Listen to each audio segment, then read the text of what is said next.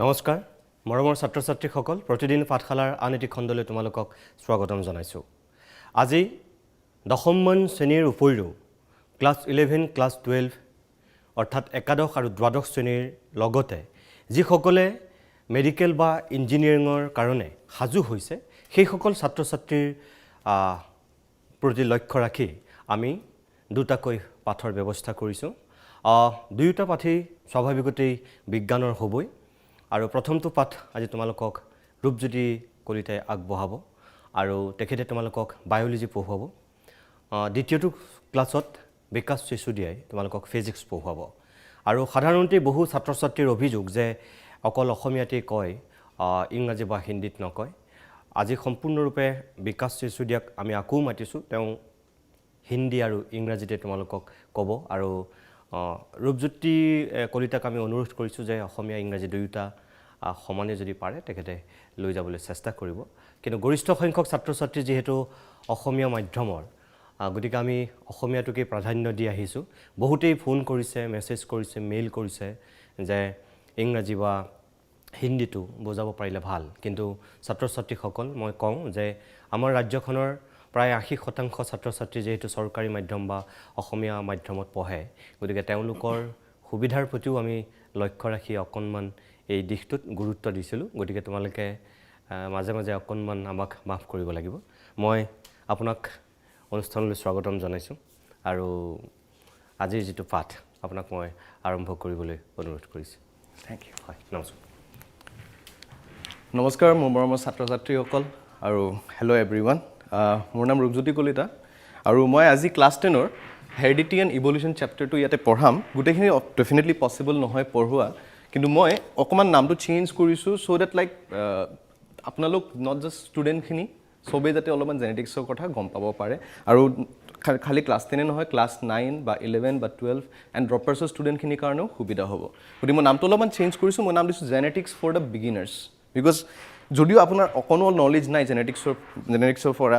যে আপুনি নাজানে জিন্স কি হয় DNA কি হয় আজি এইটো ক্লাছৰ পিছত হয়তো আপুনি গম পাব যে DNA জিন্স ক্ৰম'জোমছ বা কেনেকৈ হেৰিডিটি বা ভেৰিয়েশ্যন বা ইভলিউশ্যনৰ কথা আমি কেনেকৈ অকণমান আমি শিকিব পাৰোঁ আমি কনচেপ্টখিনি কেনেকৈ আমি গ্ৰাস্প কৰিব পাৰোঁ বা ধৰি ল'ব পাৰোঁ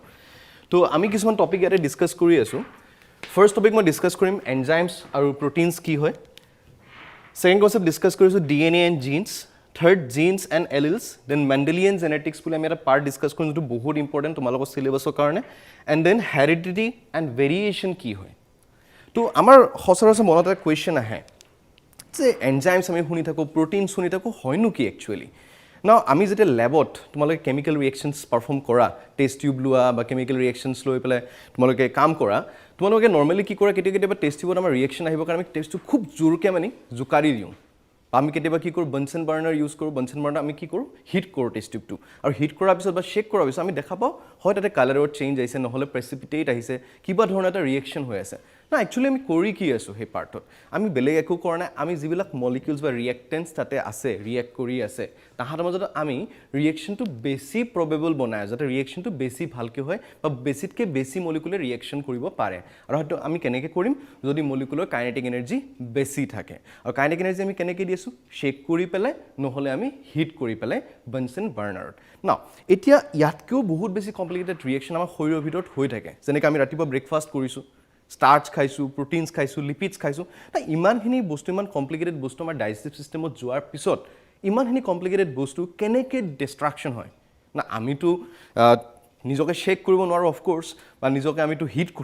কৰিব নোৱাৰোঁ আমাৰ বডিত নৰ্মেল টেম্পাৰেচাৰ 37 ডিগ্ৰী চেলচিয়াছ থাকে সেইটো আকৌ বইলিং টেম্পাৰেচাৰ অবভিয়াছলি নহয় কিন্তু এইখিনি টেম্পাৰেচাৰতে আমি কেনেকৈ বস্তুবিলাক আমি ডিগ্ৰেড কৰিব পাৰোঁ ৰিজন কি হ'ল আমাৰ ৰিজনটো হৈছে এনজাইমছ তো এতিয়া আমি যদি এনজাইমছৰ কথা কওঁ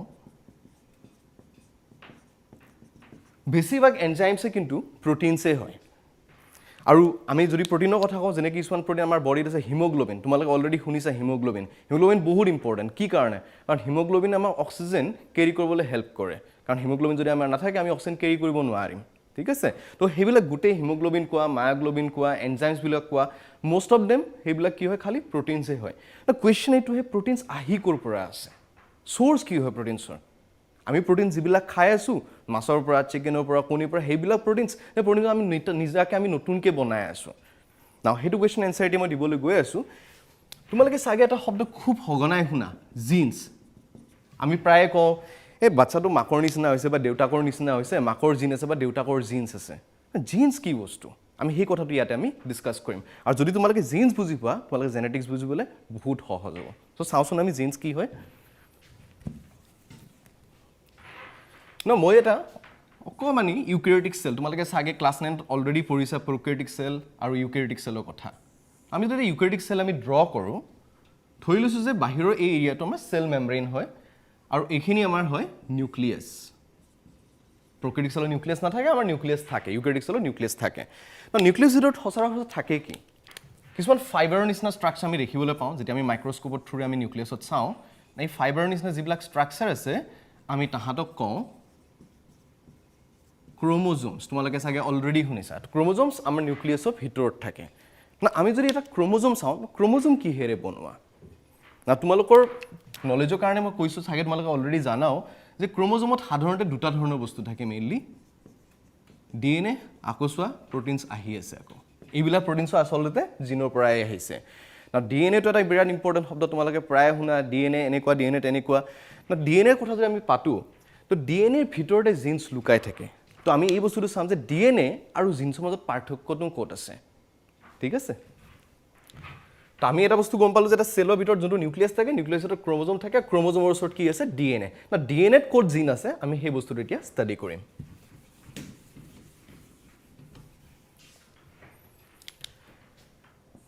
না যেনিবা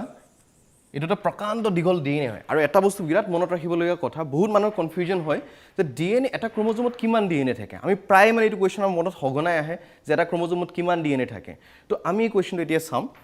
সদায় মনত ৰাখিবা যেতিয়া আমি এটা ক্ৰমোজোমৰ কথা পাতোঁ এটা ক্ৰমোজোম মানে মাত্ৰ এডালহে ডিএনএ তোমালোকে পিছত গৈ চেল চাইকেল পঢ়িবা ডিএনএ ৰেপ্লিকেশ্যনৰ কথা পঢ়িবা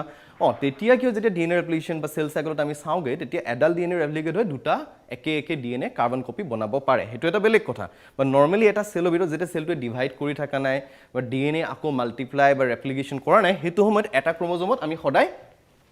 এটা ডিএনএহে পামগৈ না এতিয়া যদি আমি ক্ৰমোজোমটো একেবাৰে টানি দিওঁ ক্ৰমোজোমটো হৈছে হাইলি কনডেন্স ষ্ট্ৰাকচাৰ ঠিক আছে যেনিবা আমি ইমাজিন কৰিব পাৰোঁ এটা বিৰাট দীঘল সূতা এডাল ইমাজিন কৰা আমি একদম শদিয়াৰ পৰা ষ্টাৰ্ট কৰিছোঁ একেবাৰে আমি ধুবুৰীলৈকে গৈছোঁ সূতাডাল লৈ মেলি না সেই দীঘল সূতাডাল বেলেগ একো নহয় সেইডাল এডাল ডিএনএ হয় না সেই সূতাডাল যদি আমি পকাই এটা টাকুৰিত থৈ দিওঁ সেই টাকুৰিটো কি হ'ব একদম অকণমানি বস্তু আমাৰ পকেটতো আহি যায় নহয় জানো তো পকেটখনত তুমি ধৰিব পাৰা আমাৰ নিউক্লিয়াছটো চেলৰ ভিতৰত থকা আৰু যোনটো টাকুৰি আছে টাকুৰিটো বেলেগ একো নহয় এডাল ক্ৰমোজোম হয় তাৰমানে আমি কি শিকিলোঁ ডিএনএ এটা বহুত দীঘলীয়া ষ্ট্ৰাকচাৰ হয় ফাইবাৰৰ নিচিনা যাক কইল কৰি পেলাই ক্ৰমোজোমৰ ৰূপত আমাৰ চেলৰ ভিতৰত সোমাই থোৱা হয় নাও এতিয়া যে এই ক্ৰমোজোমটো আমি এক্সপাণ্ড কৰি দিওঁ দীঘলকৈ টানি দিওঁ আকৌ কি হৈ যাব ডিএনএ হ'ব এতিয়া আমি চাওঁ যে ডিএনএ জিন্স ক'ত থাকে ন কথা হৈছে কি ডিএনএ প্ৰত্যেকটো পাৰ্টেই জিন্স নহয় যেনেকৈ মই ইয়াতে দেখাইছোঁ এইটো পাৰ্ট এ এইটো পাৰ্ট বি এইটো পাৰ্ট চি না যোনটো পাৰ্ট এ আছে পাৰ্ট এটা প্ৰটিন বনায় যাক আমি নাম দিছোঁ প্ৰটিন এ পাৰ্ট বিও তেনেকৈ বনায় আমি নাম দিছোঁ প্ৰটিন বি পাৰ্ট চিও তেনেকৈ এটা প্ৰটিন বনায়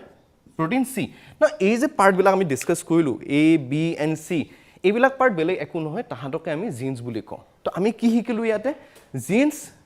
ডিএনএৰে এটা পাৰ্ট হয় যোনটো পাৰ্টৰ পৰা এটা প্ৰটিনছ আমি বনাব পাৰোঁ আৰু এটা কথা আমি আৰু শিকিলোঁ যে ডিএনএৰ গোটেইখিনি অংশই প্ৰটিনছ নবনাবও পাৰে ঠিক আছে আৰু যিখিনি পাৰ্টে প্ৰটিনছ বনায় সেইখিনি পাৰ্টক আমি জিন্স বুলি কওঁ নাও কুৱেশ্যন হৈছে কি যে কি আমাৰ ডিএনএত যিমানবোৰ জিন্স থাকে আমাৰ চববোৰ জিন্সে প্ৰটিনছ বনায়নে এইটো বিৰাট ডাঙৰ কুৱেশ্যন না আমি নৰ্মেলি শুনো যে আমাৰ হিউমেন লাইফ ষ্টাৰ্ট হয় এটা জাইগটেৰে ষ্টাৰ্ট হয় এটা সাধাৰণ জাইগত স্পাম বা ওভাম ফাৰ্টিলাইজ হৈ পেলাই এটা জাইগটেৰে ষ্টাৰ্ট হয় কিন্তু আজিতো আমি ইমান চেলছ আছে আমাৰ বডিত 1 ট্ৰিলিয়ন চেলছ আছে ঠিক আছে এই 1 ট্ৰিলিয়ন চেলছত চব চেলছ একেই জানো অবভিয়াছলি আমাৰ ওচৰত নিউৰনছ আছে আমাৰ ওচৰত লিভাৰ চেলছ আছে কিডনি চেলছ আছে হাৰ্ট চেলছ আছে তো এই চব চেলছবিলাক এটাৰ পৰা আনটো কেনেকেনো বেলেগ চবতে কি বেলেগ বেলেগ ডিএনএ আছে নে বেলেগ বেলেগ জিন্স আছে না তোমালোকে চাগে এটা শব্দ অলৰেডি শুনিছা মাইটোচিছ যাক আমি ইকুৱেশ্যনেল ডিভিজন বুলিও কওঁ ৱাই কল ইট ইকুৱেশ্যনেল ডিভিজন কাৰণ মাইটোচিছত যেতিয়া দুটা চেলছ আকৌ এটা চেলৰ পৰা দুটা চেল বনিব যোনটো পেৰেণ্টেল চেল অৰিজিনেল চেল যোনটো আছিলে আৰু যিকেইটা ডটাৰ চেল আছে অৰিজিনেল বা পেৰেণ্টেল চেল আৰু ডটাৰ চেল তাহাঁতকেইটা 100% কাৰ্বন কপি হৈ এটা আনটোৰ কেনেকৈ 100% কাৰ্বন কপি তাহাঁতৰ জেনেটিক মেকআপত মানে ইয়াৰ ভিতৰত যিখিনি DNA বা ক্ৰমোজোম আছে সেইখিনি DNA বা ক্ৰমোজোম এইটো চেলতো আছে এইটো চেলতো আছে নাও কিন্তু কেতিয়াবা কি হয় এই যে এই চেলতো বহুতবিলাক DNA আছে এই চেলটোতো বহুতবিলাক DNA আছে আৰু সেই DNA বিলাকত জিনছ আছে এইটো চেলে কি কৰে নিজৰ ধৰণৰ কিছুমান জিন proteins বনাব পাৰে আৰু এইটো চেলত কিছুমান নিজৰ ধৰণৰ জিনছ প্ৰটিনছত কনভাৰ্ট হ'ব পাৰে যাৰ কাৰণে এইটো চেল পিছলৈকে গৈ মেবি তোমাৰ লিভাৰ চেলছ বনিছে আৰু এইটো চেল গৈ পেলাই তোমাৰ নিউৰনছ বনিছে এতিয়া চাগে তোমালোকে ডিফাৰেন্সটো ধৰিব পাৰিছা যে জিনছ থাকিলেই নহ'ব জিনছৰ পৰা প্ৰটিনছ বনিবও লাগিব আৰু জিনছৰ পৰা প্ৰটিনছ কেনেকৈ বনিব সেই কথাখিনিকে মই ইয়াতে পাতিবলৈ গৈ আছোঁ তোমালোকৰ আগত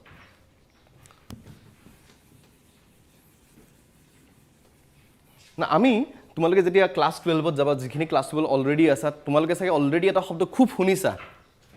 আমি যাক কি কওঁ চেণ্ট্ৰেল ডগমা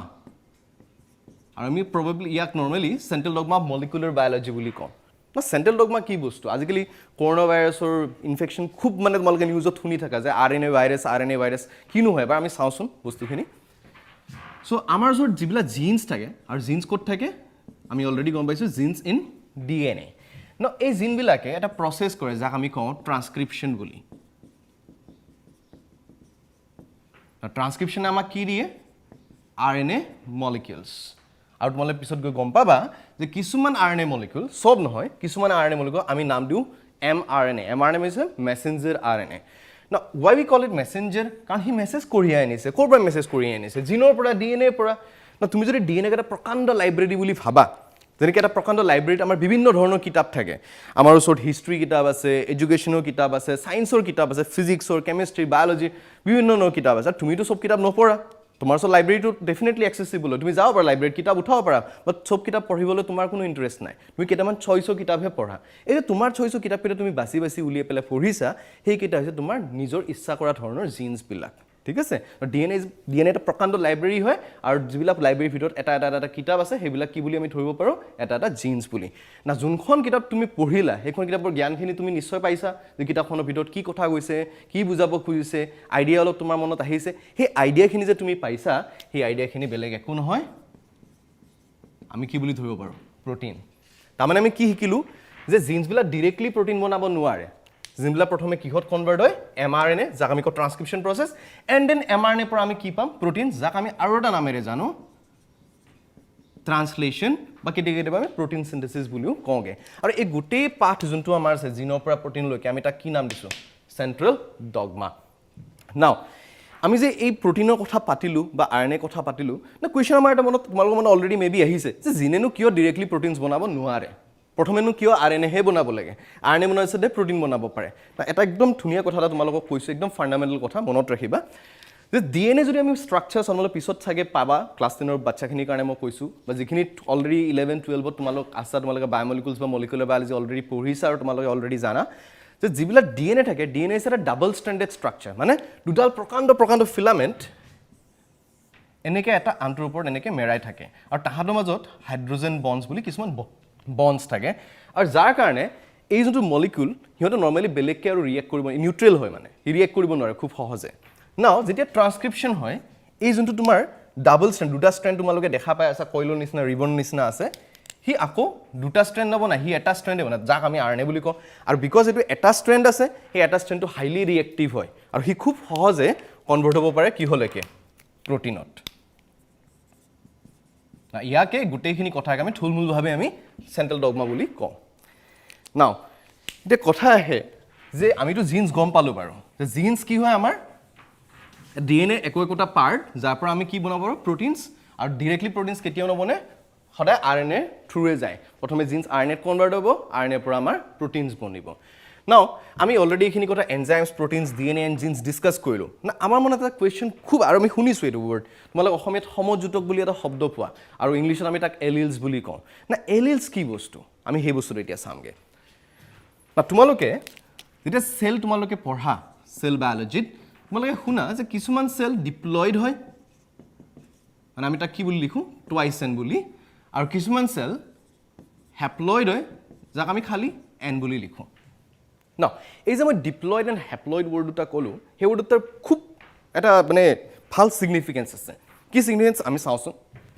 না সদায় মনত ৰাখিবা আমি নৰ্মেলি আমি মানুহৰ কথাই গৈছোঁ বা আমাৰ নৰ্মেল ইউকেৰিটিক চেলৰ কথাই গৈছোঁ যেনিবা দুটা চেল আছে এইটো এটা টুৱাইচেন এইটো এটা টুৱাইচেন এইটো তোমাৰ পাপাৰ চেল হয় যেনিবা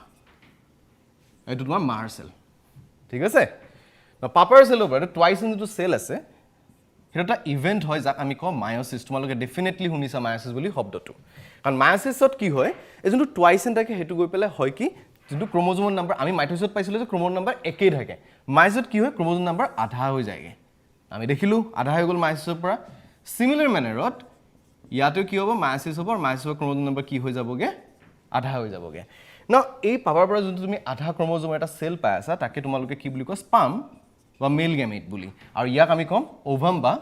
ফিমেল গেমেট বুলি ন একচুৱেলি কিনো আধা হৈ আছে আমি এই বস্তুটো ইয়াতে বুজিব লাগিব আমি যে টুৱাইচেন বুলি কৈছোঁ ন এটা এটা সদায় মনত ৰাখিবা আমাৰ বডিত যে আমি যে কওঁ 46 ক্ৰম'জম থাকে হিউমেন চেলত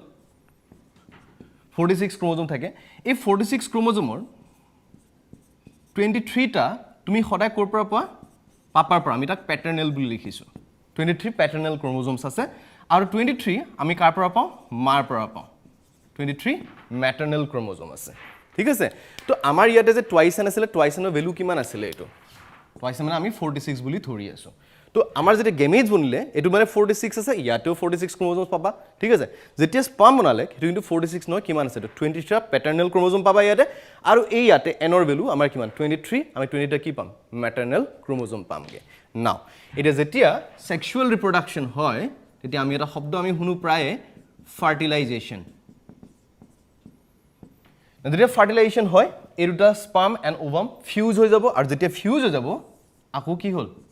টুৱাইচেনটো আকৌ ঘূৰি আহিলে আকৌ 46 নম্বৰ ক্ৰম'জম পালা তাৰমানে তোমাৰ শৰীৰত যিখিনি ক্ৰম'জম আছে তাৰ আধা তোমাক পাপাই দি আছে আধা তোমাক কোনে দি আছে মায়ে দি আছে তাৰমানে তোমাৰ বডিত যিখিনি কেৰেক্টাৰ্ছ আছে বা যিখিনি ট্ৰেইটছ আছে তোমাৰ ওচৰত যিখিনি তোমাৰ বডি ফিচাৰ্ছ আছে বা তোমালোকৰ এনজাইমছ বা প্ৰটিন যিখিনি আছে তাৰে আধা পাৰ্ট পাপাই বনায় আধা পাৰ্ট কোনে বনায় মায়ে বনায় একচুৱেলি অ'কে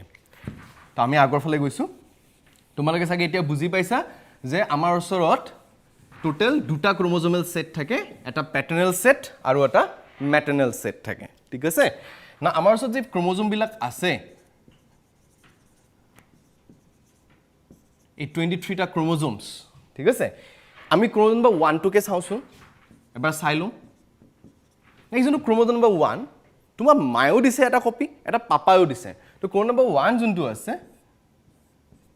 তোমাৰ ওচৰত দুটা কপি আছে একচুৱেলি আৰু আমি ক্ৰম'জমবিলাক এনেকুৱা ধৰণে বনাওঁ অলপ পিছত পঢ়িবলৈ পাবা এনেকুৱা পইণ্টবিলাক আমি চেণ্ট্ৰমিয়াৰ বুলি কয় যে ডট টাইপ মই বনাইছোঁ পইণ্টবিলাকক আৰু ক্ৰম'জমৰ যিবিলাক এণ্ড হয় আমি তাক টিলোমিয়াৰ বুলি কওঁ পিছত পাবাগৈ তোমালোকে আজিতো গোটেইখিনি মই কথা ইয়াতে ডিছকাছ কৰিব নোৱাৰোঁ আজি যিখিনি টাইম মই পাইছোঁ তাৰ ভিতৰত মই যিখিনি তোমালোক ফাণ্ডামেণ্টেল পাৰ্ট সেইখিনিয়ে মই ডিছকাছ কৰিব লাগিব আৰু এইবিলাক ক'বলৈ গ'লে ধেৰ টাইম লাগি যাব নাও চোৱা এতিয়া যে ক্ৰম'জম দুটা মই বনাইছোঁ ইয়াতে ঠিক আছে ক্ৰম'জম নম্বৰ 1 তাৰমানে তোমাৰ ওচৰত দুটা কপি আছে এটা তুমি পাইছা কাৰ পৰা পেটাৰ্নেল পাপাৰ পৰা পাইছা আৰু এটা পাইছা মাৰ পৰা মেটাৰ্নেল নাও মই অলপ আগতে তোমালোক কৈছিলোঁ যে এটা ক্ৰম'জম মানে এটা DNA মলিকিউল তাৰমানে এইটো ক্ৰম'জমতো এটা DNA মলিকিউল আছে এইটো ক্ৰম'জমতো এটা DNA মলিকিউল আছে না আৰু আমি কি কৈছোঁ যে DNA মলিকিউলছৰ ভিতৰত কি থাকে এটা এটা পাৰ্টক আমি কি কওঁ জিনছ বুলি কওঁ আৰু যিবিলাক জিনছ পিছত গৈ পেলাই প্ৰথমে ট্ৰান্সক্ৰিপশ্যন দেন ট্ৰান্সলেশ্যন হৈ পেলাই প্ৰটিনছ বনায়গৈ তো আমি যদি জিনছ চাওঁ ছাপ'জ কৰা এইটো এটা জিন হয় এই ঠিক আছে এতিয়া এই জিনটো মেটাৰ্নেল ক্ৰম'জমতো আছে কাৰণ ক্ৰম'জমটো একেই হয় আমিতো চব মানুহে হয় ন ক্ৰম'জমবিলাক চবৰে একেই থাকিব তো ইয়াক মই বি বুলি নকওঁ মই স্মল এ বুলি কৈছোঁ ঠিক আছে না এই দুটা যে তুমি দেখা পাইছা মই ৰেড কালাৰ ইয়াতে মাৰ্ক কৰিছোঁ ইয়াতে ব্লু কালাৰে মাৰ্ক কৰিছোঁ ইয়াক মই কেপিটেল এ লিখিছোঁ ইয়াক মই স্মল এ লিখিছোঁ নাও চি এই যদি জিনটোৰ কাম গ্লোবিন মানে হিমোগ্লোবিনৰ যোনটো গ্লোবিন পাৰ্ট থাকে গ্লোবিন বনোৱা হয় এইটো জিনেও গ্লোবিনে বনাব এইটোও কি বনাব গ্লোবিন বনাব বাট ডিফাৰেঞ্চ ক'ত আহে মেবি তোমাৰ পাপাই যোনটো তোমাৰ জিনছ দি আছে জিন দি আছে সেই জিনটোৱে গ্লোবিনৰ এমাউণ্ট বহুত বেছি বনায় ঢেৰ গ্লোবিন বনায় আৰু মায়ে যোনটো জিন দি আছে সেইটো মেবি গ্লোবিনৰ এমাউণ্ট তোমাৰ অলপ কমকৈ বনায় না এই যোনটো জিন তুমি পাইছা ইয়াতে ঠিক আছে ইয়াক আমি পিছত পঢ়িবলৈ পাম ইয়াক আমি ডমিনেণ্ট এলিল বুলি কওঁ কাৰণ সি বেছিকৈ প্ৰডাক্ট বনাই আছে বেছি ডমিনেণ্ট হয় আৰু ই কমকৈ প্ৰডাক্ট বনাই আছে কমকৈ প্ৰটিন বনাই আছে আমি তাক কি ক'ম ৰিচেছিভ এলিল বুলি নাও এতিয়া এলিলছ একচুৱেলি কি বস্তু এলিলছ বেলেগ একো নহয় এটা জিনৰে দুটা বেলেগ বেলেগ ভেৰিয়েণ্ট কেনেকুৱা ভেৰিয়েণ্ট পেটাৰ্নেল ভেৰিয়েণ্ট এণ্ড মেটাৰ্নেল ভেৰিয়েণ্ট আমি ইহঁত দুটা কি ক'ম এটা আনটোৰ আমি কি বুলি ক'ম এটা আনটোৰ এলিলছ হয় ইয়াতে চ' ইউ এটা এলিল ইউ এটা এলিল অকলশৰীয়াকৈ কিন্তু কোনো এলিল নহয় দুটা যদি একেলগে থাকিব মানে টুৱাইচ এণ্ড কণ্ডিশ্যনতহে তুমি কি ক'বা এলিলছ আছে বুলি ক'বা টুৱাইচ এণ্ড কণ্ডিশ্যন এলিলছ আছে বুলি ক'বা যদি হেপ্লইড আছে স্পাম বা ওভামৰ কেছত তেতিয়া এলিলছ বুলি কোৱা কোনো যুক্তি নাই ঠিক আছে কাৰণ স্পাম বা ওভামত এটাহে ক্ৰমোজোম থাকে দুটাটো নাথাকে পাপাৰ স্পামত এইটোও থাকিব মাৰ ওভামত এইটো থাকিব গতিকে এটা ক্ৰমোজোমত আমাৰ কি এটাহে আছে গতিকে তাত দুটা যেতিয়া নাই আমি তাত এলিলছ বুলি কোনো যুক্তিও নাই তাতে খালি জিন্স থাকে যেতিয়া ফিউজন হৈ যায় জাইগত পাবা বা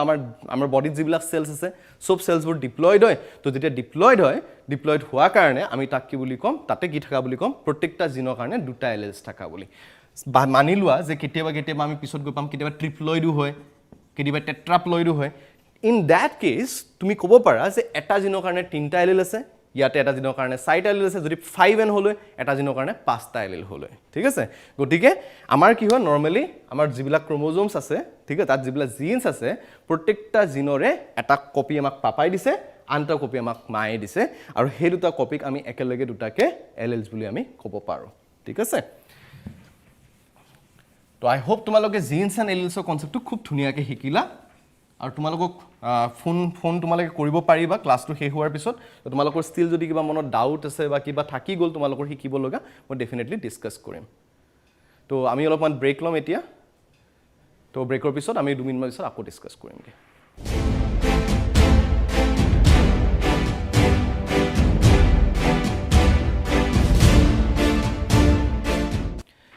এতিয়া আমি এটা টপিক পঢ়িম যোনটো তোমালোকৰ সিলেবাছত খুব ইম্পৰ্টেণ্ট ক্লাছ 10ৰ সিলেবাছত আছে মেণ্ডেলিয়ান জেনেটিক্স তোমালোকে ৰুলছ কিছুমান পাবা ডমিনেণ্ট ৰিচেছিভ দেন তোমালোকে ছেগ্ৰিগেশ্যন বুলিও এটা ৰুল পঢ়িবলৈ পাবা ঠিক আছে আৰু এটা ইণ্ডিপেণ্ডেণ্ট এছৰ্টমেণ্ট বুলি আমি সেই ৰুলছবিলাক এতিয়া আমি ডিছকাছ কৰিমগৈ ইয়াতে ন আজিৰ পৰা নাই বুলিও 150 বছৰ আগতে 1866 এজন মানুহ আছিলে গ্ৰেগৰ ইয়হান মেণ্ডেল তেখেতে এখন পেপাৰ ৰিচাৰ্চ আৰ্টিকল পাব্লিছ কৰিছিলে নাম আছিলে এক্সপেৰিমেণ্টছ অন প্লাণ্ট হাইব্ৰিডছ সেই সময়ত না কোনো মাইক্ৰস্কোপ আছিলে না কাৰোবাৰ ডিএনএৰ প্ৰতি কিবা জ্ঞান আছিলে বা ক্ৰমোজোম বুলি কিবা আইডিয়া আছিলে মানুহৰ মনত একো আইডিয়া নাছিলে তো তেখেতে সেই সময়ত 150 বছৰমান আগতে 1866ত এক্সপেৰিমেণ্টছ অন প্লাণ্ট হাইব্ৰিডছ বুলি এখন পেপাৰ পাব্লিছ কৰিছিলে এটা গছৰ ওপৰত ৰিচাৰ্চ কৰি তোমালোকে মটৰ খাই ভাল পোৱা চাগে এই মটৰ গছৰ ওপৰতে তেখেতে ৰিচাৰ্চ কৰিছিলে আমি নাম দিছোঁ তাক গাৰ্ডেন পি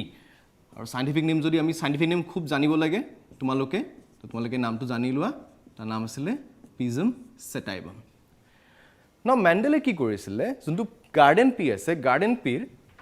টোটেল 7টা কেৰেক্টাৰ বা আমি তাক ট্ৰেইটছ আমি জেনেটিক্সৰ ভাষাত নৰ্মেলি আমি তাক ট্ৰেইটছ বুলি কওঁ 7টা কেৰেক্টাৰ বা ট্ৰেইটছ তেখেতে ডিছকাছ কৰিছিলে কেনেকৈ ডিছকাছ কৰিছিলে প্ৰত্যেকটা ট্ৰেইটৰ তেখেতে কৈছিলে যে কণ্ট্ৰাষ্টিং ফিনোটাইপ এটা শব্দ ইউজ কৰিছিলে কণ্ট্ৰাষ্টিং ফিনোটাইপ মানে আমি যদি চাওঁ বোলে এটা ট্ৰেইট আমি ফৰ এক্সাম্পল এটা চাইছোঁ হাইট গছটোৰ হাইট দুটা ধৰণৰ আছিলে এইডাৰ টল নহ'লে কি ডুৱাৰ্ফ আৰু এই যে টল এণ্ড ডুৱাৰ্ফ ইহঁত দুটাক তেখেতে নাম দিছিলে কণ্ট্ৰাষ্টিং ফিনোটাইপ কিয় কণ্ট্ৰাষ্টিং কাৰণ দেখিবলৈ বহুত সহজ এটা টল আৰু ডুৱাৰ্ফ প্লাণ্টত ডিষ্টিংগুইছ কৰা বহুত ইজি হয় চ' এইকেইটাক আমি নাম দিছিলোঁ কণ্ট্ৰাষ্টিং বুলি ফিনোটাইপ শব্দটো আমাক কি বুজায় তোমালোকে পিছত পঢ়িবলৈ পাবা মেবি অলৰেডি তোমালোকে জানা যে ফিনোটাইপ মানে হৈছে যিকোনো এটা অৰ্গেনিজিমৰ তোমাৰ জিনটোৰ যিখিনি এক্সপ্ৰেশ্যন প্ৰটিনছ বনোৱাৰ পিছত প্ৰটিনছৰ কাৰণে কি ইম্পেক্ট আহে তাৰ মেটাবলিজিমত কিবা চেঞ্জ আহে নেকি বায়'কেমিষ্ট্ৰিত কিবা চেঞ্জ আহে নেকি মৰ্ফলজিকেলি আমি কিবা দেখা পাওঁ নেকি বা এনাটমিকেল কিবা আমি দেখা পাওঁ নেকি বা চেলত আমি কিবা দেখা পাওঁ নেকি এই গোটেইখিনি বস্তুকে আমি একেলগে আমি ফিনোটাইপ বুলি কওঁ আৰু যোনটো তাৰ জেনেটিক মেকআপ জিনত কেনেকুৱা হৈ আছে সেই বস্তুটোক আমি ক'ম জিনোটাইপ বুলি মই পিছত ডিছকাছ কৰিম এনেও ন এতিয়া যে আমি কৈছোঁ যে প্ৰত্যেকটা ট্ৰেইটৰ যেনেকৈ মই কি ক'লোঁ ইয়াতে হাইটৰ কাৰণে এটা টল আৰু এটা ডুৱাৰ্ফ দুটা কণ্ট্ৰাষ্টিং ফিনোটাইপ আছে টোটেল মেণ্ডেলে 7টা ট্ৰেইট ইউজ কৰিছিলে আৰু 7টা ট্ৰেইটৰ কাৰণে টোটেল 14টা মানে এটাৰ যদি দুটাকৈ আছে মানে 7ৰ কিমান হ'ব 14টা টোটেল কণ্ট্ৰাষ্টিং ফিনোটাইপ তেখেতে ডিছকাছ কৰিছিলে তো আমি কিছুমান আমি ৰুলছ এতিয়া পঢ়িম যিবিলাক ৰুলছ তেখেতৰ এই পেপাৰখনত এক্সপেৰিমেণ্টছ অন প্লাণ্ট হাইব্ৰিডছত তেখেতে ডিছকাছ কৰিছিলে আমি সেই ৰুলছবিলাক চামগৈ আৰু আচৰিত ভাবিব লগা কথা যে 150 বছৰ আগতে মেণ্ডেল যাৰ কোনো জ্ঞান নাছিলে যে ক্ৰমোজোমছ কি হয় জিন্স কি হয় তেখেতে জাষ্ট বেছিক মেথমেটিক্স এণ্ড প্লাণ্টৰ পলিনেশ্যন ইউজ কৰি পেলাই এই কামখিনি কৰিছিলে চ' আমি এবাৰ চাওঁচোন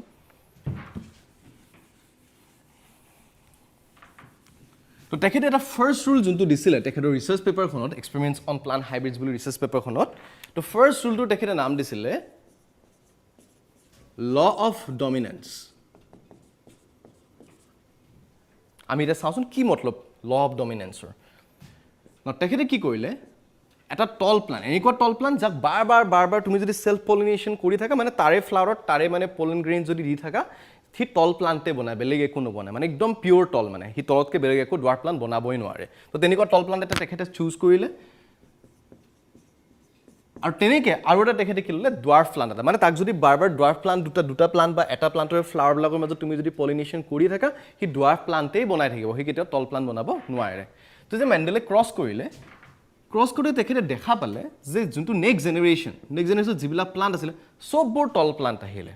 তেখেতে আচৰিত হ'ল যে এটা প্লাণ্টত ডুৱাৰ্ফ নাই 1000 প্লাণ্ট বনিছে 10000 বনিছে 20000 বনিছে যিমানেই প্লাণ্ট বনিছে চববোৰে আহিছে কি টল প্লাণ্ট ডুৱাৰ্ফ প্লাণ্ট এটাও নাই তো তেখেত আচৰিত হ'ল আচৰিত তেখেতে ক'লে এই যোনটো টল ফিনোটাইপ আছে হাইটটোতো হৈছে এটা কি ট্ৰেইট বা কেৰেক্টাৰ এইমাত্ৰ মই ডিছকাছ কৰিছিলোঁ আৰু কণ্ট্ৰাষ্টিং ফিনোটাইপ টল এণ্ড ডুৱাৰ্ফ আছিলে যোনটো টল ফিনোটাইপ আছে সেইটো ডুৱাৰ্ফ ফিনোটাইপৰ ওপৰত ডমিনেণ্ট হয় মানে যদি টল আৰু ডুৱাৰ্ফ প্লাণ্ট দুটা তুমি যদি একেলগে হাইব্ৰিডাইজ কৰা তোমাৰ টল প্লাণ্ট পোৱাৰ প্ৰবেবিলিটি বা চান্সেছ বহুত হাই হয় ন এইটো কি কাৰণে আমি এবাৰ জেনেটিকৰ মানে জিন্স বা এলিলছৰ লেভেলত আমি এবাৰ এক্সপ্লেনেশ্যন চামগৈ নাও যিবিলাক টল প্লাণ্ট বাৰ টল হৈ আছে সিহঁতক আমি কেপিটেল টি বুলি ধৰি লৈছোঁ মানে কেপিটেল টি ডিপ্লয়ড হয় আমি অলৰেডি জানো ডিপ্লয়ড হয় মানে দুটা এলিলছ থাকিব এটা কেপিটেল টি আনটো কেপিটেল টি আৰু এটা আমি ডিপ্লয়ড প্লাণ্ট ডুৱাৰ্ফ ডিপ্লয়ড প্লাণ্ট এটা আমি ক্ৰছ কৰিছোঁ ইয়াতে আমি তাহাঁতক স্মল টি জাষ্ট বুজিবলৈ সহজে যাতে যে কেপিটেল টি স্মল টিতকৈ অলপমান ষ্ট্ৰং হয় সেই বস্তু বুজিবলৈ আমি এনেকৈ তাত ধৰি লৈছোঁ ন এইটো small tea and small tea দুটা এলিলছ আছে ঠিক আছে ন এতিয়া ইয়াৰ যদি আমি গেমেটছ আমি বনাওঁ অলপ আগতে মই গৈছিলোঁ গেমেটছত মায়'চিছ হয় আৰু মায়'চিছত কি হয় যে ক্ৰম'জ নম্বৰ টুৱাইছ এনৰ পৰা এন হৈ যায় মানে ইয়াতে যদি কেপিটেল টি আছে তাহাঁতৰ মাত্ৰ এটা কেপিটেল টিহে থাকিব আমি কেইটা গেমেট পাম ইয়াতে দুটা আৰু দুটা আমি কি লিখিছোঁ এটা কেপিটেল টি আনটো মানে এই দুটা কি হৈ গৈছে ছেপাৰেট হৈ গৈছে ইয়াতে আমি দুটা গেমেট পাইছোঁ এই দুটা আমাৰ কি হৈছে ছেপাৰেট হৈ গৈছে small tea and small tea নাই আমি ইহঁতৰ মাজত ক্ৰছিং কৰিম ক্ৰছ কৰাৰ ৰুলটো তোমালোকে মেথছত চাগে অলৰেডি দেখিছা যে যেতিয়া আমি এনেকৈ লিখোঁ আমি প্ৰথমে কি কৰোঁ এক্স আৰু এক্সক আমি কি কৰোঁ মাল্টিপ্লাই কৰোঁ এক্স স্কুৱেৰ দেন এক্স আৰু এক আমি মাল্টিপ্লাই কৰিম এক্স এক্সাক্টলি আমি তেনেকৈয়ে কৰিম ইয়াতে মানে কেপিটেল টিক ইয়াৰ লগত কৰিম দেন তাৰ লগত মাল্টিপ্লাই কৰিম দেন আমি এইটো কেপিটেল টিক ইয়াৰ লগত আৰু তাৰ লগত মাল্টিপ্লাই কৰিম তো চাওঁচোন আমি চোৱা মই প্ৰথমে এনেকৈ কৰিছোঁ তো কেপিটেল টি স্মল টি আহিলে নেক্সটটো আমাৰ কেপিটেল টি স্মল টি আহিছে ইটছ ভেৰি ইজি আৰামছে কৰিব পাৰা তোমালোকে পেপাৰ্ছ লৈ কৰিব পাৰা বৰ্তমান তোমালোকে কৰি ল'ব পাৰা যদি চাই আছা চ' দেখিলোঁ যে গোটেইকেইটাতে কেপিটেল টি আৰু স্মল টি আছে না অলপ আগতে আমি দেখিছোঁ যে কেপিটেল টি যোনটো টল ফিনোটাইপ আছিলে সেইটো বেছি ডমিনেণ্ট ডুৱাৰ্ফৰ ওপৰত তো অবভিয়াছলি যিমানবোৰ গছ ফাৰ্ষ্ট জেনেৰেশ্যনত আহিলে গোটেইবোৰ কি প্লাণ্ট আহিলে টল প্লাণ্টছ ডুৱাৰ্ফ প্লাণ্ট এটাও নাই আৰু মেণ্ডেলে ক'লে যে যিকোনো জিনৰ কাৰণে যদি দুটা এলিল আছে যেনেকৈ আমাৰ কেছত এটা কেপিটেল টি আৰু এটা স্মল টি সেই দুটা এলিলৰ এটা এলিল সদায় ডমিনেণ্ট হয় আৰু এটা এলিল সদায় ৰিচেছিভ হয় আৰু এই যে কৈছোঁ টল এণ্ড ৰিচেছিভ আমি যে টল এণ্ড ডুৱাৰ্ফ আমি কৈ আছোঁ ৰিজন এইকাৰণে যে অলপ আগতে মই তোমালোকক কৈছিলোঁ যে এলিলছ মানে কি এটা DNA ছেগমেণ্টহে জিনৰহে ভেৰিয়েণ্ট হয় জিন এটাইতো আমি এটা ডমিনেণ্ট এলিল এটা ৰিচেছিভ এলিল বুলি কৈ আছোঁ আৰু মই কৈছোঁ ডমিনেণ্ট এলিল মানে তাৰ প্ৰডাক্ট কি বহুত প্ৰডাক্ট বনায় আৰু ৰিচেছিভ এলিল মানে কি তাৰ প্ৰডাক্টটো অকণমান বহুত কম বনায় গতিকে টল মানে আমি কি বুজিছোঁ যে প্লাণ্টটোৰ গছটো ওখ হোৱাৰ কাৰণে তাক যিটো এনজাইম বা যিটো প্ৰটিন লাগে তাক সেই প্ৰটিনৰ যোনটো এমাউণ্ট কিমান এমাউণ্ট প্ৰটিন বনাইছে এই টল যোনটো এলিল আছে কেপিটেল টি এলিল সি বেছি প্ৰটিন বনাব আৰু স্মল টি এলিলে বহুত কম প্ৰটিন বনায় কিন্তু গতিকে আমি কি দেখা পালোঁ যে যিকেইটা তোমাৰ কি কেপিটেল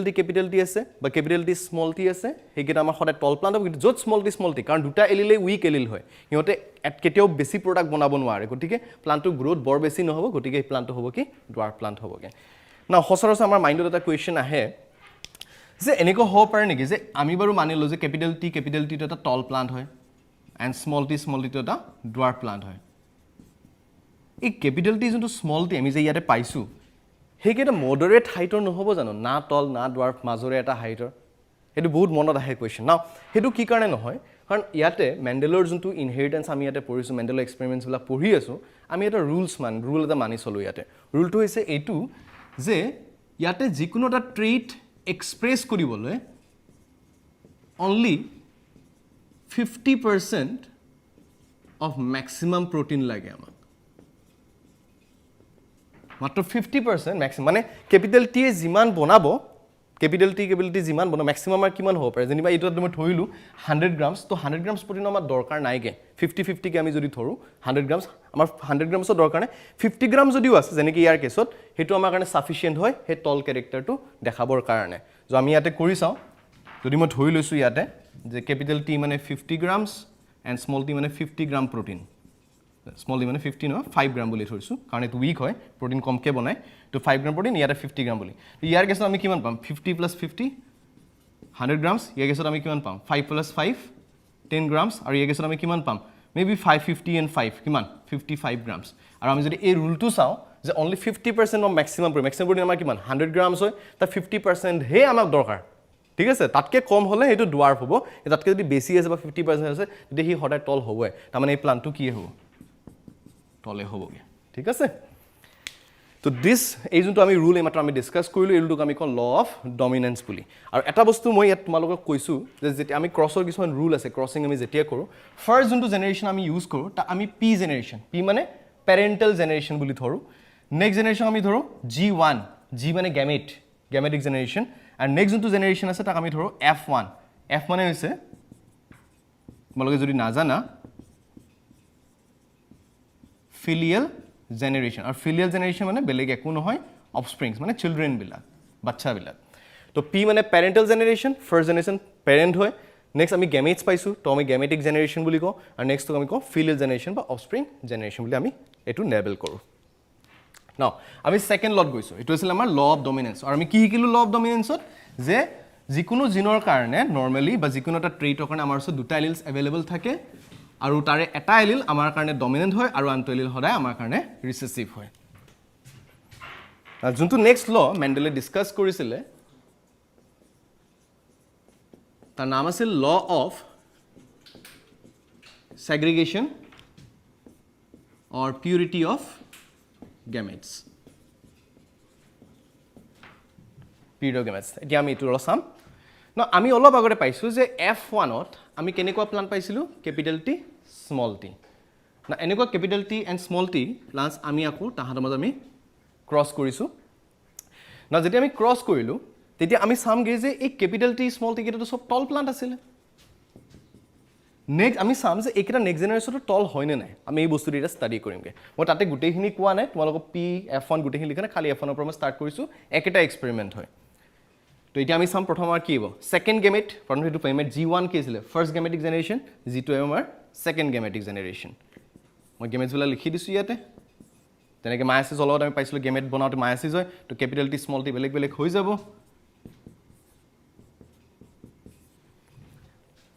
গোটেইখিনি আমি গেমেটছ পাই গৈছো এতিয়া আমি ক্ৰস কৰিম আৰু ইয়াক আমি কম F2 কাৰণ এটো F1 আছিল এটো F2 নেক্সট আহিলে F3 হ'ব F4 তেনেকে গৈ থাকিব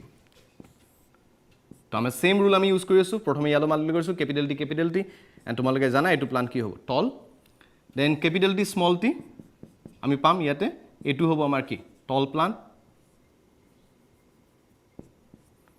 আমি ইয়াৰ লগত ক্ৰস কৰিম ক্যাপিটাল T স্মল t এটো আমাৰ টল প্লান হ'ব এণ্ড লাষ্টত small t and small t যাক আমি কি পাম আমি অলৰেডি জানো এটো এটা ডুৱাৰ্ফ প্লান্ট হয় নাও এটা যদি আমি ইয়াতে চাও যে আমি এটা শব্দ আমি ইউজ কৰো যে F2 জেনাৰেশন হয় তো মই F2 বুলি লিখিম এটা আমি বস্তু চাম যাক আমি কো ফিনোটাইপিক ৰেশিও বুলি না ফিনোটাইপ অলপ আগতে কৈছিলো যে ফিনোটাইপ কি হ'ব পাৰে যে বাহ্যিক দিশত আমি কি দেখা পাই সেই জিনটো কাৰণে আমি কি দেখা পাই আমাৰ বাহ্যিক ফিনোটাইপটো আমাৰ কি হয় যে টল হ'ব নহলে ডুৱাৰ্ফ হ'ব তো আমি এইটোৱে চাম এটা ফিনোটাইপিক ৰেশিওত আমি চাই আছো যে টল আৰু ডুৱাৰ্ফ প্লান্টৰ ৰেশিও কিমান হয় একদম অবভিয়াস তিনটা টল প্লান্ট আছে এটা ডুৱাৰ্ফ প্লান্ট আছে তো আমাৰ কিমান হ'ব 3:1 এতিয়া আমি চাম F2 জিনোটাইপিক ৰেশিও না জিনোটাইপিক ৰেশিও মানে জেনেটিক মেকআপ কেনেকুৱা হয় এটো ক্যাপিটাল T আছে এইকিটা ক্যাপিটাল T স্মল t দুটা আছে আৰু এটা স্মল t তো জিনোটাইপিক ৰেশিও মানে জেনেটিক মেকআপ ফিনোটাইপিক মানে দেখিবলৈ কেনেকুৱা আছিল দেখিবলৈ টল আছিল বা ডুৱাৰ্ফ আছিল কিন্তু জিনোটাইপটো বহুত বেলেগ বস্তু হয় আমি ইয়াতে চাওচোন ক্যাপিটাল T এটা ক্যাপিটাল T স্মল t আৰু এটা আছে আমাৰ ওচৰত স্মল টি তো কেপিটেল টি আমাৰ ওচৰত কেইটা আছিলে মাত্ৰ এটা 1 লিখিছোঁ কেপিটেল টি স্মল টি আছিলে দুটা আৰু স্মল টি এই দুটা আছিল কেপিটেল টি স্মল টি আৰু এটা আমাৰ আছে স্মল টি তো 1:2:1 আমাৰ F2 জিনোটাইপিক ৰেচিঅ' আৰু F2 ফিনোটাইপিক ৰেচিঅ' আমি কিমান পাম 3:1 নাও এই লটোৱে আমাক কি শিকালে ধৰি লৈছোঁ যে এটা জেনেৰেশ্যন ইহঁতবিলাকতো গোটেই টল প্লান্ট আছিলে কিন্তু চোৱাচোন নেক্সট জেনেৰেশ্যন আমি আকৌ ডুৱাৰ্ফ প্লান্ট পাই আছোঁ আমিতো এনেকুৱা নহয় যে গোটেইখিনিয়ে টল প্লান্ট পাইছোঁ আমি এটা 1/4 আমি যদি ৰেচিঅ'জ মানে আমি পাৰ্চেণ্টেজ হিচাপত চাওঁ বা আমি মানে নাম্বাৰ চাওঁ ফ্ৰেকশ্যনছত চাৰিটা আমি প্লান্ট পাইছোঁ এটা আমাৰ কি হয় ডুৱাৰ্ফ প্লান্ট হয় বা আমি তাক কি বুলি ক'ব 25% প্লান্ট কি আছে ডুৱাৰ্ফ প্লান্ট মানে যে 1000 প্লান্ট আছে তাৰ 250 প্লান্টছ আমাৰ কি আহিব ডুৱাৰ্ফ প্লান্ট বাকি 750 প্লান্টছ তোমাৰ আহিব টল প্লান্ট আহিব না ডুৱাৰ্ফ কেৰেক্টাৰটো ইয়াতে ক'তো নাছিলে ডুৱাৰ্ফ ফিনোটাইপ ইয়াতে ক'তো নাছিলে ইয়াতে হঠাতে কেনেকৈ আহিলে এইটো এই কাৰণে আহিছে যে যিবিলাক এলিলছ আছিলে সেই জেনেৰেশ্যনটোত যেনেকৈ কেপিটেল টি স্মল টি যদি এলিলছবিলাক ছেপাৰেট কেতিয়াও নহ'ল হয় তাহাঁতবিলাক একেলগেই থাকিল হয় তো নেক্সট জেনেৰেশ্যনত আমি গেমেটবিলাক কেনেকুৱা পালোঁ হয় মই দেখাই দিছোঁ তোমালোকক যেনিবা ছেপাৰেট হোৱাই নাই তো গেমেটটো এনেকুৱাই থাকিব ইয়াৰ কেছত আমাৰ এনেকুৱাই থাকিব আৰু যদি এইকেইটা আমি ফিউজ কৰি দিলোঁ হয় আমি প্ৰডাক্ট কি পালোঁ কেপিটেল টি স্মল টি আৰু ষ্টিল আমি কেতিয়া কি প্লান্ট পাই আছোঁ টল কিন্তু আমিতো তেনেকুৱা পোৱা নাই আমি এটা ডুৱাৰ্ফ প্লান্টো পাই আছোঁ 25% আমি ডুৱাৰ্ফ প্লান্ট পাই আছোঁ ইয়াতে বা 1/4 আমি ডুৱাৰ্ফ প্লান্ট পাই আছোঁ ৰিজন যে এই দুটা L capital T and small tea যদিও সিহঁতে এটা জেনেৰেশ্যন একেলগে আছিলে তাহাঁতে নেক্সট জেনেৰেশ্যনত যোৱাৰ আগতে যেতিয়া মায়াচিছ বা গেমেট ফৰ্মেশ্যন কৰে যিটো জেনেৰেশ্যনত তাহাঁতে এলিলছ দুটা বেলেগ বেলেগকৈ ছেপাৰেট কৰি বেলেগ বেলেগ গেমেটছ বনাইছে এটা কেপিটেল টি গেমেট এটা স্মল টি গেমেট আৰু এই ৰিজনটোৰ কাৰণে আমি কি পাইছোঁ ডুৱাৰ্ফ কেৰেক্টাৰটো আকৌ আমি পাই আছোঁ এণ্ড বিকজ আমাৰ ইয়াতে কি যোনটো টল এণ্ড ডুৱাৰ্ফ দুটা এলিল আছিলে তাহাঁতবিলাক এটা আনটোৰ পৰা আৰামছে ছেপাৰেট হৈছে গেমেট ফৰ্মেশ্যনৰ টাইমত আমি তাক নাম দিওঁ law of segregation and because গেমেটছবিলাক সদায় হেপ্লইড সদায় মই কৈছিলোঁ যে যিবিলাক মেইন প্লান্ট আছিলে সেইবিলাক সদায় কি আছিলে diploid capital T small tea বা এনেকুৱা কেপিটেল টি বা স্মল টি কিন্তু গেমেটছবিলাক সদায় দুটা এলিলছ কেতিয়াও নাথাকে এটাহে এলিল থাকিব কাৰণ গেমেটছবিলাক সদায় হেপ্লইড হয় আৰু সেইকাৰণে আমি কি পাই আছোঁ ইয়াতে যে গেমেটবিলাক হেপ্লইড হয় কাৰণে গেমেটত সদায় এটাহে এলিল এটা সময়ত আমি পাব পাৰোঁ দুটা এলিল একেলগে পাব নোৱাৰোঁ এণ্ড বিকজ সেইবিলাক গেমেটে পাৰ্টিচিপেট কৰি আছে ক্ৰছিঙত তো আমি ডুৱাৰ্ফ কেৰেক্টাৰ পৰা ইজি হয় যদি গেমেট আমাৰ কেতিয়াও হেপ্লইড নহ'ল হয় ইয়াতে যেনেকৈ গেমেটত ডিপ্লইড হ'লহেঁতেন তেতিয়াহ'লে আমি কেতিয়াও ডুৱাৰ্ফ প্লান্ট আমি নাপালোহেঁতেন অনলি টল প্লান্টে পালোঁ হয় কিন্তু আমি এটা ডুৱাৰ্ফ প্লান্ট পাই আছোঁ তাৰমানে গেমেটছবিলাক সদায় হেপ্লইড আৰু দুটা এলিলত মাত্ৰ এটা এলিলহে কেৰি কৰিব পাৰে এটা আচৰিত কথা তোমালোকক কৈ আছোঁ বৰ এটা আচৰিত কথা নহয় বাৰু তোমালোকে ভাবা যে বায়'লজিত মেথমেটিক্স নায়েই মেথমেটিক্স নামৰ কোনো বস্তুৱে এক্সিষ্ট নকৰে বায়'লজি আৰু মেথমেটিক্স বহুত বেলেগ হয় এটা সৰু বস্তু দেখাই আছোঁ আমি কি ক্ৰছ কৰিছিলোঁ ইয়াতে capital T small tea and capital T small tea যদি আমি capital T and small tea cross কৰি আছোঁ আমি গেমেটছ কেনেকুৱা পাইছোঁ এটা কেপিটেল টি এটা স্মল টি পাই আছিলোঁ ইয়াতো তেনেকুৱা আছিলে ন আমি ইয়াতে কি আমি এনেকৈ লিখিব পাৰোঁ হাফ ইয়াৰে 1/2 কেপিটেল টি আছে আদাৰ হাফ কি আছে স্মল টি ইয়াতে 1/2 কেপিটেল টি আছে 1/2 কি আছে স্মল টি না ইহঁতৰ মাজত আমি কি কৰি আছোঁ ক্ৰছ কৰি আছোঁ এইটো তোমালোকৰ কোৱাড্ৰেটিক ইকুৱেশ্যনৰ নিচিনা আমি এনেকৈ লিখিব পাৰোঁ যে half capital T plus half small T square তেনেকুৱাইতো হৈ আছে কাৰণ আধা গেমেট কেপিটেল টি টাইপৰ আধা গেমেট স্মল টি টাইপৰ ইয়াতেও তেনেকুৱা গতিকে আমি যদি সিহঁতৰ লগত মাল্টিপ্লাই কৰিছোঁ আমি ক্ৰছ কৰি আছোঁ তো এইটো আমাৰ কি হ'ল কোৱাড্ৰেটিক ইকুৱেশ্যনৰ ফৰ্মুলাত আমি চাবলৈ পাৰিম ইয়াত আমি চাওঁচোন কেনেকুৱা প্ৰডাক্ট আহিব আমি কি পাম 1/4 টি স্কুৱেৰ মই লিখিব পাৰোঁ মই টি স্কুৱেৰ নিলিখি কেপিটেল টি বুলি লিখিছোঁ দেন আমি লিখিব পাৰোঁ 2 × 1/2 capital T 1/2 small tea and লাষ্টত 1/4 স্মল টি এণ্ড স্মল আমি যদি এইটো ইকুৱেশ্যন চাওঁ আমি দেখুৱাম 1/4 কেপিটেল টি 2/4 লিখিছোঁ আমি কেপিটেল টি স্মল টি আৰু 1/4 স্মল টি না আমি যেতিয়া ৰেচিঅ' চাইছিলোঁ ৰেচিঅ'টো আছিলে আমাৰ কেনেকুৱা ফিনোটাইপিক বা জিনোটাইপিক ৰেচিঅ'টো আমাৰ 1:2:1 সেই ৰেচিঅ'টো ইয়াতে অহা নাই জানো 1:2:1 আৰু এইটো গোটেই কোৱাড্ৰেটিক ইকুৱেশ্যন নহয় জানো তাৰমানে যিটো ল অফ ছেগ্ৰিগেশ্যন আছে সি তোমাৰ কোৱাড্ৰেটিক ইকুৱেশ্যনকো ফ'ল' কৰে চ' দিছ ইজ মেথমেটিকেলি ভেলিড মেণ্ডেলে যিখিনি ৰিচাৰ্চ কৰিছিলে সেইখিনি মেথমেটিকেলি ভেলিড ৰিচাৰ্চ আছিলে আমি কাৰণ আমি ইয়াতে কোৱাড্ৰেটিক ইকুৱেশ্যন এক্সপ্ৰেশ্যন আমি ধুনীয়াকৈ দেখাবলৈ পাইছোঁ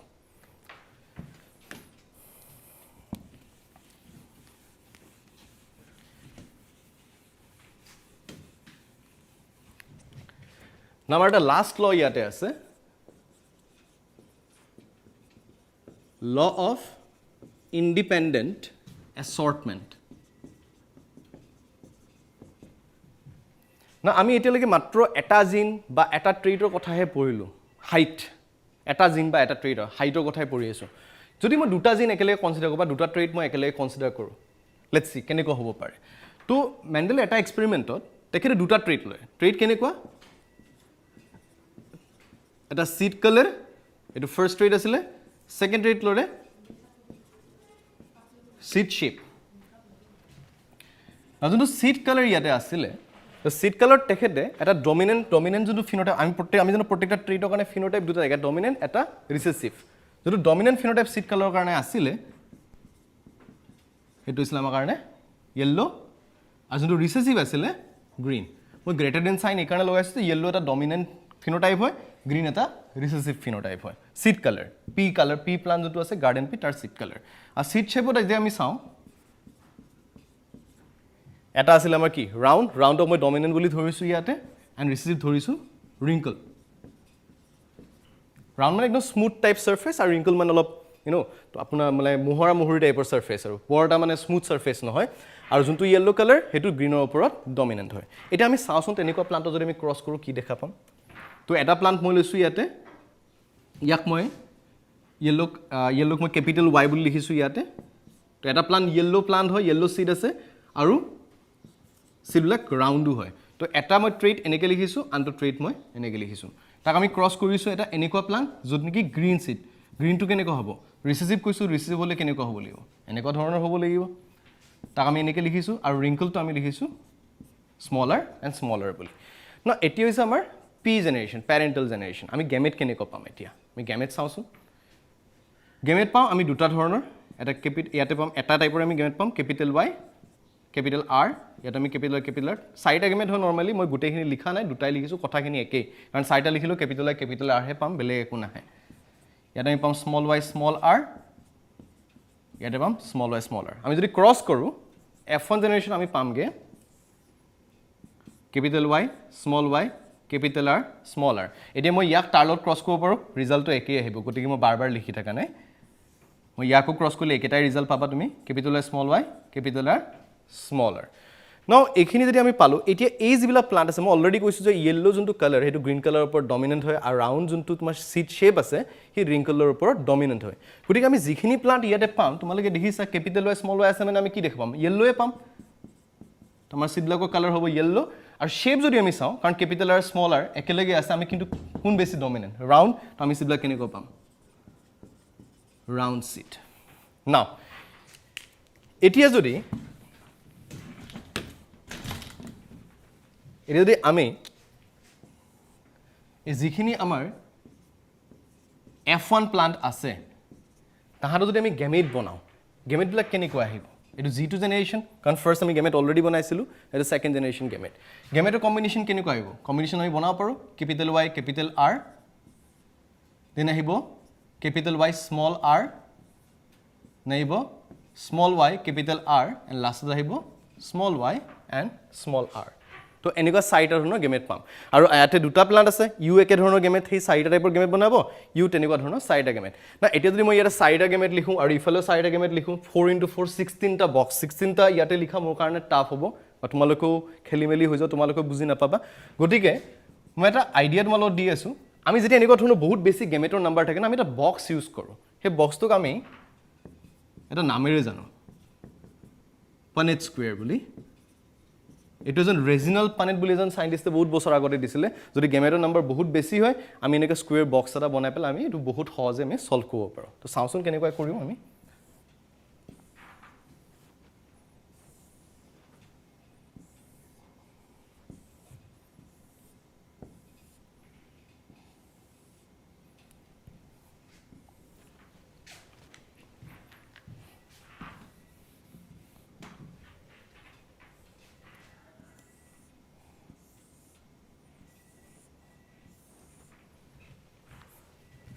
তো মই বক্স এটা বনাই লৈছোঁ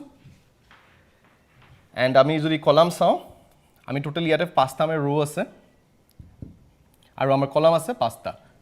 তো ইফালে আমি এটা পাৰ্টৰ মেল গেমেটছখিনি লিখিম আৰু ইফালে আমি ফিমেল গেমেটছ আৰু গেমেটছ একেই হয় তুমি মেল কোৱা ফিমেল কোৱা একেই কথা গেমেটছবিলাক একেই ধৰণৰ তো আমাৰ গেমেট কেনেকুৱা আছিলে capital Y capital R capital Y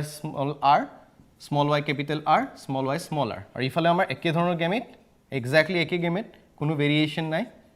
তো একে ধৰণৰ গেমেট আমি পাম তো আমি যদি ক্ৰছ কৰোঁ ইহঁতৰ মাজত আমি কি পাম মই ইয়াক ইয়ালৈ যেতিয়া ক্ৰছ কৰিম এইটো বক্সত লিখিম ইয়াক তালৈ ক্ৰছ কৰি এইটো বক্সত লিখিমগৈ তোমালোকে প্ৰেক্টিছ কৰিব পাৰা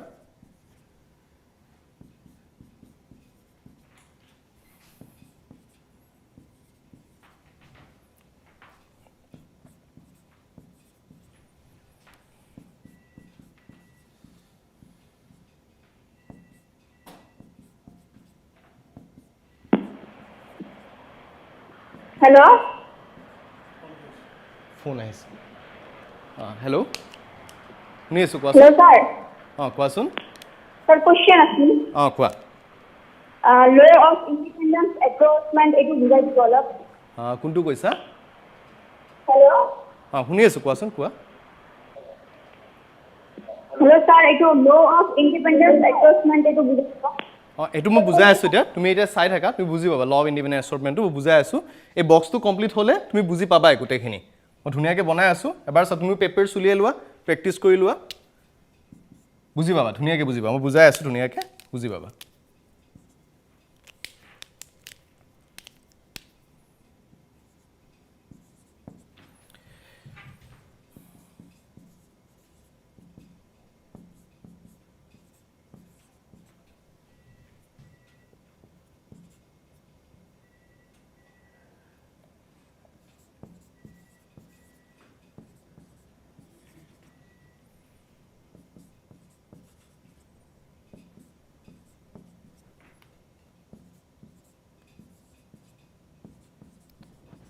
আই হোপ তোমালোকে ধৰিব পাৰিছে মই ক্ৰছখিনি কেনেকৈ কৰিলোঁ মই প্ৰথমে যেতিয়া এইটো ক্ৰছ কৰিছোঁ capital Y capital R capital R and capital Y capital Y capital Y capital Y capital R small r মই তেনেকৈ লিখি গৈছোঁ বা ইয়াতে চাব পাৰা স্মল y স্মল r তো আমাৰ এইটো আমি টোটেল 16টা আমি বক্স মই ব্লু কালাৰত লিখি যাতে তোমালোকৰ দেখিবলৈ ইজি হয় বা বুজিবলৈ সহজ হয় ব্লু কালাৰে লিখিছোঁ টোটেল আমি 16টা বক্স পাইছোঁ এই 16টা বক্স আমি এনালাইচিছ কৰিম এতিয়া না আমি F2 ফিনোটাইপিক ৰেচিঅ' মই জিনোটাইপিক ইয়াতে কোৱা নাই তোমালোকক F2 ফিনোটাইপিক ৰেচিঅ'হে চাম আমি জিনোটাইপিক ৰেচিঅ'টো বহুত কমপ্লিকেটেড আমি ইয়াত ডিছকাছ কৰিবলৈ সময় নহ'ব তো F2 ফিনোটাইপিক ৰেচিঅ'ত যেতিয়া আমি চাওঁ যে কেনেকুৱা ধৰণৰ প্লাণ্ট হয় আমি একদম প্ৰথমতে আমি কি পাইছিলোঁ য়েল্লো এণ্ড ৰাউণ্ড এনেকুৱা প্লাণ্ট নতুন কিছুমান কম্বিনেশ্যন আমি দেখিবলৈ পাম ইয়াতে য়েল্লো এণ্ড ৰিংকল যোনটো আগতে নাছিলে নতুনকৈ আহিছে তেনে আমি পাম এটা গ্ৰীণ এণ্ড ৰাউণ্ড টাইপৰ কম্বিনেশ্যনো পাম আমি আৰু লাষ্টত পাম আমি গ্ৰীণ এণ্ড ৰিংকল যোনটো তোমালোকে অলৰেডি পেৰেণ্টেল জেনেৰেশ্যনত দেখিছা চ' আমি চাওঁচোন য়েল্লো এণ্ড ৰাউণ্ড প্লাণ্ট কোনবিলাক হ'ল য'ত এটা কেপিটেল Y য়েল্লোৰ কাৰণে আছে আৰু এটা কেপিটেল R আছে এটলিষ্ট এটা কেপিটেল Y এটা কেপিটেল R দুটা থাকিলে একো কথা নাই কিন্তু এটা এটা থাকিব লাগিব তো আমি চাওঁচোন এটা দুটা তিনিটা চাৰিটা পাঁচটা এইটো নহয় ছটা সাতটা इंग्लिशत बुझाई दिया सर की क्वेश्चन अच्छा इंग्लिश में चलिए so if we see this board हमें क्या दिखाई देता है यहाँ पे तो बेसिकली यहाँ पे हमें ये काउंट करना है what we have to count कि येलो एंड राउंड देखने के लिए हमें एटलीस्ट 1 कैपिटल Y और एटलीस्ट एक कैपिटल R हमें चाहिए दोनों होने से भी चलेगा बट एक एटलीस्ट एक होना पड़ेगा तो हमें कितना यहाँ पे हम देखते हैं 1 2 3 4 5 यहाँ पे नहीं है 6 यहाँ पे भी नहीं है 7 8 यहाँ पे नहीं है 9 तो हमें इतना प्लांट्स तो yellow and round yellow seed and round seed दोनों हमें दिखाई दे रहे हैं यहाँ पे तो कुछ नए कॉम्बिनेशंस हमें यहाँ पे दिख रहा है येलो एंड रिंकल्ड दो कॉम्बिनेशंस हम देखते हैं और येलो रिंकल होने के लिए एटलीस्ट एक कैपिटल Y और रिंकल क्योंकि एक रिसेसिव ट्रेट रिसेसिव फिनोटाइप में अभी डिस्कस किया था उसके लिए दोनों स्मॉलर होना बहुत जरूरी है तो इतना ऐसा कॉम्बिनेशन यहाँ पे कहाँ पे है एक ये कॉम्बिनेशन है हमारा देन हमारा यहाँ पे 2 फिर हमारा और एक कॉम्बिनेशन यहाँ पे टोटल 3 कॉम्बिनेशंस ऐसा है जहाँ पे हमें येलो कैपिटल Y एटलीस्ट एक दिख रहा है और रिंकल्ड हमें स्मॉलर हमें दिखाई दे रहा है देन ग्रीन एंड राउंड होने के लिए ग्रीन क्योंकि रिसेसिव फिनोटाइप है as I already told you तो स्मॉल y होना बहुत जरूरी है और क्योंकि ये राउंड डोमिनेंट फिनोटाइप है तो एटलीस्ट एक कैपिटल आर यहाँ पे होना पड़ेगा। तो हम देखते हैं ऐसा कितने टाइप का प्लांट है। तो यहाँ पे हमें एक दिखाई दे रहा है ग्रीन एंड राउंड, क्योंकि ये दोनों स्मॉल वाई है, एक कैपिटल आर होने से भी चलता, पर यहाँ पे दोनों है तो ये भी ग्रीन ही होगा, राउंड ही होगा। तो एक ये वाला और एक ये, तो इस टाइप के कॉम्बिनेशन में 3 दिखाई दे रहा है। और ऐसा प्लांट जिनको जो ग्रीन एंड रिंकल होने के लिए, तो ग्रीन होने के लिए उसको स्मॉल वाई होना बहुत जरूरी है, एंड रिंकल होने के लिए स्मॉल आर होना जरूरी है, क्योंकि ये दोनों के दोनों जो फिनोटाइप्स है ग्रीन एंड रिंकल वो रिसेसिव फिनोटाइप्स है, वो कभी भी ऐसे capital Y capital R small R type के कॉम्बिनेशंस में एक्सप्रेस होगा ही नहीं। तो ये से पहले कॉम्बिनेशन अगर तुम पूरे बोर्ड में 16 बॉक्सेस में ढूंढो, सिर्फ एक बॉक्स तुम्हें ऐसा दिखाई देगा जो लास्ट में है, तो मैं यहाँ पे लिख रहा हूँ 1। तो हमारा रेशियो क्या आता है? रेशियो आता है हमारा 9:3:1 ना। ये law of independent assortment actually क्या है? ये तो रेशियो था, ये तो आउटकम था जो हमने अभी डिस्कस किया। अब होता क्या है ये चीज? अब देखो, हम जब शुरुआत किए थे एक्सपेरिमेंट, तो वहां पे हमने सिर्फ yellow round and green wrinkle plant ही देखा था। ये जो yellow and wrinkle, green and round, ये जो 3 कॉम्बिनेशन 3 and 3 ये 6 का कॉम्बिनेशन में दिखाई दे रहा है ना, ये हमारे पास पहले अवेलेबल नहीं था, ये नया आ रहा है। नया इसलिए आ रहा है क्योंकि जो ये जो ट्रेट था, पहला trait seed colour, second trait seed shape, वो एक साथ होने के बावजूद जब वो गैमेट बना रहा था वो अलग अलग से सेपरेट हो रहा था और रिकॉम्बिनेंट गैमेट्स बना रहा था। मैं तुम्हें दिखा रहा हूं यहाँ पे, सपोज करो मैं 2 क्रोमोसोम तुम्हें यहाँ पे बना के दिखा रहा हूं, एक कैपिटल वाई, एक स्मॉल वाई था इधर, एक कैपिटल आर और एक स्मॉल आर। सपोज करो ये दोनों एलिल्स था और ये भी एलिल्स है ना। अगर ये दोनों जैसे हमने पहले देखा था सेपरेट हो जाता है, एक ये गैमेट बनता है, एक ये गैमेट बनता, तो एक गैमेट हमें दिखाई देता कैपिटल वाई कैपिटल आर और दूसरा गैमेट दिखाई देता स्मॉल वाई स्मॉल आर। तो मतलब ये दोनों जो गैमेट था capital Y small R and small Y capital R कभी भी पॉसिबल होता ही नहीं अगर ये रिकॉम्बिनेशन यहाँ पे नहीं होता, या ये दोनों एक दूसरे से एक्सचेंज नहीं करते। पर अगर वो एक्सचेंज करते हैं तो हमें क्या दिखाई देगा? हमें 2 नया कॉम्बिनेशन दिखाई देगा। हेलो, हाँ जी, हेलो, हाँ सुनाई दे रहा है, बोलिए। Hello, good afternoon sir. Good afternoon. Low of dominant অলপ বুজাই দিব দিবচোন। ডমিনেন্ট চোৱা, ডমিনেন্ট কিয় চোৱা, একদম সিম্পল ৱৰ্ডত তোমালোকে এলিলছ বুজি পালানে নাই? এলিলছ বুজি পাইছা, ঠিক আছে। তো মই কৈছোঁ যে মেণ্ডেলৰ কনচেপ্ট মতে এটা জিনৰ কাৰণে আমাৰ চবৰে কাৰণ আমি ডিপ্লয়ড হয়, আমাৰ ওচৰত 2টা এলিলছ থাকে, এটা ডমিনেন্ট এলিল আৰু এটা আমাৰ ৰিচেছিভ এলিল থাকিব, ঠিক আছে। ডমিনেন্ট এলিল মানে হৈছে এনেকুৱা যে এলিল মানে সেই যোনটো প্ৰটিন বনাই আছে, প্ৰটিনটো এটাই বনাব, যেনিবা গ্লোবিন বনাই আছে, মই গ্লোবিনৰ এক্সাম্পল দিছিলোঁ অলপতে। তো গ্লোবিন বহুত বনাই আছে, ধেৰ গ্লোবিন বনাই আছে, তো তাৰ ইম্পেক্ট যোনটো হ'ব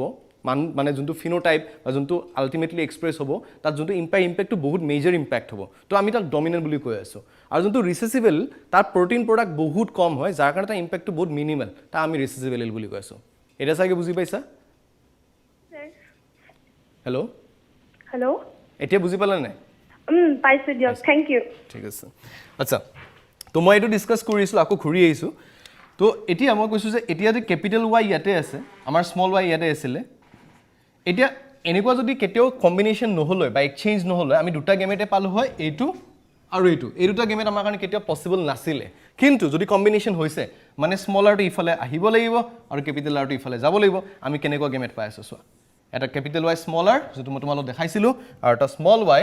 কেপিটেল আৰ। তাৰমানে যে এই এলিলছবিলাক একেলগে এটা ক্ৰমোজোমত থাকিলেও কেতিয়াবা এক্সচেঞ্জ হোৱা বহুত পচিবল হয়। পিছত গৈ তোমালোকে পঢ়িবা, তাকে আমি জেনেটিক ৰিকম্বিনেশ্যন বুলিও কওঁ। আৰু তোমালোক এইটো পাৰ্ট তোমালোকে পাবাগে চেল চাইকেল বুলি এটা চেপ্টাৰত মাইচেছত পাবা, তাত আমি দেখা পাম ক্ৰছিং অভাৰ বুলি এটা টপিক এটা আছে। তাতে ক্ৰছিং অভাৰ তোমালোকে গম পাবা যে ক্ৰমোজোমবিলাকে যেতিয়া গেমেটছ বনায়, আমাৰ চেলুলাৰ গেমেটছ যেতিয়া জেনেৰেট কৰে, ক্ৰমোজোমবিলাক যিবিলাক homologous ক্ৰমোজোম আছে, মানে মই অলপতে কৈছোঁ যে ক্ৰমোজোম নম্বৰ 1 এটা পেটাৰ্নেল কপি, এটা মেটাৰ্নেল কপি, তাহাঁতক আমি homologous বুলি কওঁ। তাহাঁতৰ মাজত জেনেটিক এক্সচেঞ্জ বা ক্ৰমোজোমৰ পাৰ্টৰ এক্সচেঞ্জ যেনেকৈ মই ইয়াতে দেখালোঁ হ'ব পাৰে, আৰু যাৰ কাৰণে আমাৰ ওচৰত পচিবিলিটি থাকে যে আমি ৰিকম্বিনেণ্ট গেমেটছো বনাইছোঁ। আৰু সেয়াকে আমি কৈ আছোঁ ল অফ ইণ্ডিপেণ্ডেণ্ট এছৰ্টমেণ্ট, মানে these 2 traits আমি যে কথা পাতিলোঁ এইমাত্ৰ যে তোমাৰ কি seed colour and seed shape, সেই 2টা ট্ৰেইট আমাৰ ইণ্ডিপেণ্ডেণ্টলি এটা আনটোৰ পৰা এছৰ্ট হৈ আছে, কেতিয়া সিহঁতে একেলগে কম্বাইন কৰি থকা নাছিলে, ঠিক আছে। তো আজিৰ ক্লাছ মই ইমানখিনিতে সামৰিছোঁ। আই হোপ আপোনালোকে ভাল পাইছে, বুজি পাইছে, এতিয়া কথাবিলাক অলপমান ক্লিয়াৰ হৈছে আগতকৈ। 11th আৰু 12th আপোনালোকে আকৌ ইয়াতকেও ডিটেইলছত পঢ়িবলৈ পাব 11th আমাৰ কিছুমান চেপ্টাৰ্ছ আছে বায়োমলিকিউলছ তাতে তোমালোকে ষ্ট্ৰাকচাৰ শিকিবলৈ পাবা DNA কাৰ্বোহাইড্ৰেট প্ৰটিনছৰ ষ্ট্ৰাকচাৰ RNA ষ্ট্ৰাকচাৰ দেন তোমালোকে সেল সাইকেল পাবা কেনেকৈ মই ক'লো মায়োসিছ মাইটোসিছ এইবিলাক কেনেকৈ হয় মই লিখি দিছোঁ এবাৰ তোমালোকক 11th আমি পাম বায়োমলিকিউলছ পাম তাতে DNA RNA ষ্ট্ৰাকচাৰ প্ৰটিনছৰ ষ্ট্ৰাকচাৰ দেন আমি সেল বায়োলজি পাম সেল বায়োলজি তোমালোকে সেলৰ ষ্ট্ৰাকচাৰ পঢ়িবলৈ পাবা দেন তোমালোকে সেল সাইকেল পাবাগে সেল সাইকেলত মাইটোসিছ মায়োসিছ মই যিমানখিনি কথা ইয়াতে ডিসকাস কৰিলোঁ গোটেইখিনি তোমালোকে পঢ়িবলৈ পাবা দেন যেতিয়া তোমালোকে 12th আহিবা 12th আহিলে তোমালোকে পাবা এটা চেপ্টাৰ পাবা তোমালোকে মলিকুলাৰ বায়োলজি যাক আমি বেসিক্যালি তোমালোকৰ সিলেবাছত মলিকুলাৰ বেসিস অফ ইনহেৰিটেন্স বুলি কোৱা আছে তাত তোমালোকে পঢ়িব মই যে মাত্ৰ কৈ সেন্ট্ৰেল ডগমা কথা ষ্টাৰ্টতে কৈছিলোঁ DNA পৰা RNA পৰা প্ৰটিনছ গোটেইখিনি ডিটেইলছত প্ৰটিনছ কেনেকৈ বনে DNA কেনেকৈ ৰেপ্লিকেট হয় RNA কেনেকৈ বনে গোটেইখিনি ডিটেইলছত পঢ়িবলৈ সুবিধা পাবা এণ্ড দেন আৰু এটা চেপ্টাৰ পাবা যাক আমি প্ৰিন্সিপল অফ ইনহেৰিটেন্স বা চমুকৈ আমি